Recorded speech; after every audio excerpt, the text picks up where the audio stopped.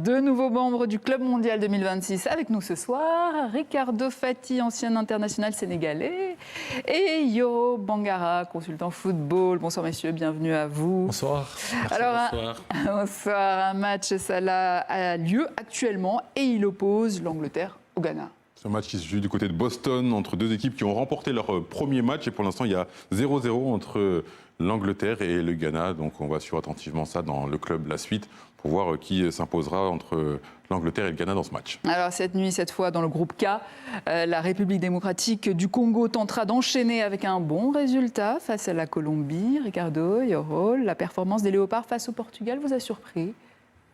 Moi, non, parce que je suis cette équipe depuis quand même plusieurs années. C'est vrai qu'ils sont sur une pente ascendante. Éliminer le Cameroun en barrage, le Nigeria en Afrique, puis venir faire en Coupe d'Afrique un but partout face au champion en titre, le Sénégal, ça montrait qu'ils étaient sur une progression depuis 4, 5, 6 années.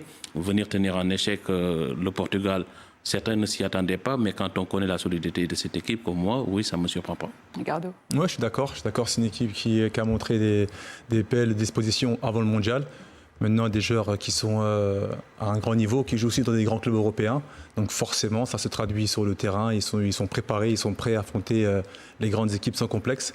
Et cette nuit, ils ont une belle possibilité de marquer un grand coup sur la scène internationale et se qualifier pour le prochain tour du mondial. Vous venez de le dire, ils ont marqué les esprits lors de leur premier match face au Portugal, les Léopards. À eux de confirmer, ils pourront compter sur le soutien de leurs supporters, notamment à l'est du pays. Ambition et ferveur congolaise, on voit ça avec Damien Dubras et Amani Alimassi. Un premier match en Coupe du Monde depuis 1974, un premier point face à un Cador.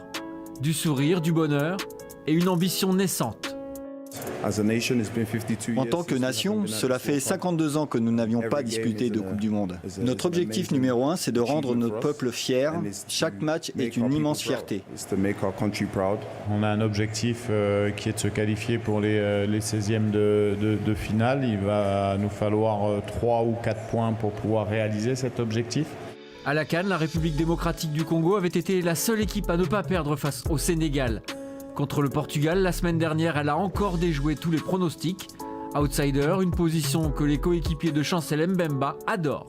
On s'attend bien sûr à un match très difficile, comme contre le Portugal, contre une très belle équipe de la Colombie qui est favorite.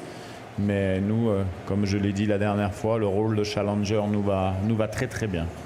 Outsider sur le terrain et au complet en tribune, puisque l'emblématique Lumumba Vea a enfin réglé ses problèmes de visa et est arrivé au Mexique. Pendant ce temps, au pays, on se prépare, comme dans ce marché de Baba Chingazi situé à Bukavu, où les vendeurs de maillots sont pris d'assaut. Chacun veut arborer fièrement la tunique de ces féroces léopards.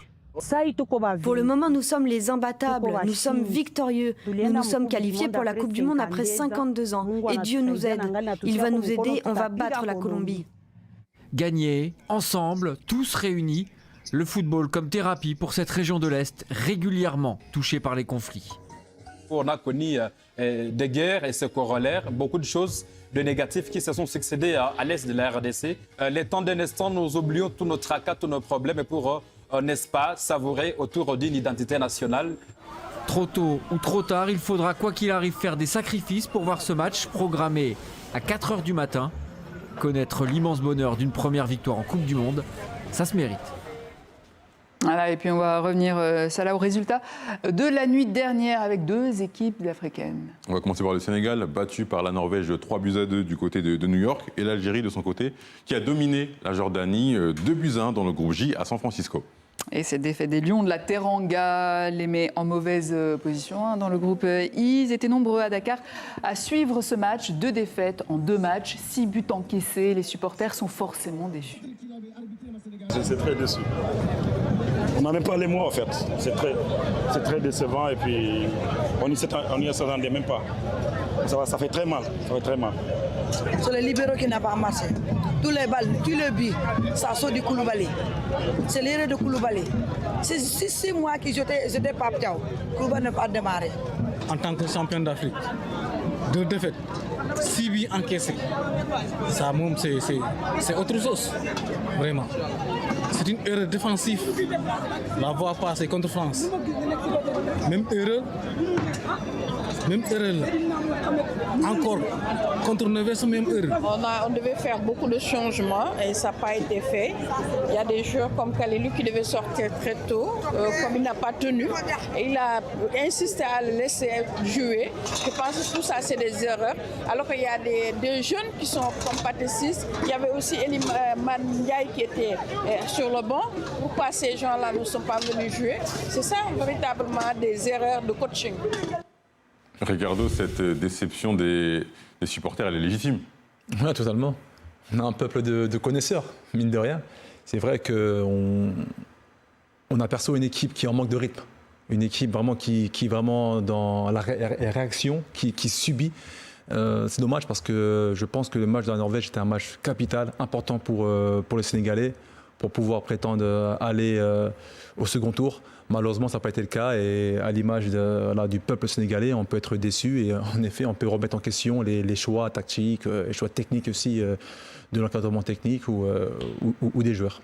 Yoro, avant la compétition, les Lions rêvaient viser la Lune, hein, comme on peut le dire. Certains fans parlaient même de titre mondial, le retour à la réalité brutale. Oui, parce que je crois que l'entraîneur s'est appuyé sur les cadres, alors que les cadres sont restés 2-3 mois sans compétir. Kalidou Koulibaly, Gana Gueye, Pape Gueye, ils reviennent tous de blessures. Il a essayé de continuer avec eux, je comprends, parce qu'il a confiance en ses joueurs, en ses cadres. Sauf que quand les cadres faillissent, c'est tout le château de cartes qui s'écroule. On l'a vu sur les 6 buts qu'on a pris, les 5 viennent des erreurs de Kalidou Koulibaly qui revenait. Il n'a même pas joué les matchs amicaux avant la Coupe du Monde parce qu'il était blessé. Mais moi, je ne vais pas tirer sur lui parce qu'il nous a valu tellement de bonheur. Il a tellement fait pour cette sélection que je peux lui pardonner ces 2 matchs ratés. Et Saladin, malgré cette défaite, le Sénégal n'est pas encore éliminé. Hein. Le sport est permis, Nidia. Ouais. Avec cette Coupe du Monde à 48 équipes, il y a les 8 meilleurs 3e qui seront qualifiés pour les 16e de finale. Donc c'est mathématique. C'est mathématique, exactement. Donc le Sénégal a 2 choses à faire, même 3. Gagner avec des buts d'écart et prier, espérer que les autres résultats soient favorables pour se qualifier pour les 16e de finale.